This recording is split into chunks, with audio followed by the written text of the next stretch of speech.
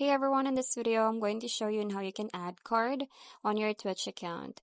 So first, you just have to tap on your profile at the top right corner. Once you click on that one, you just have to go over to the wallet section. So as you can see in here, there is no method where you can add a payment method or a card to your account.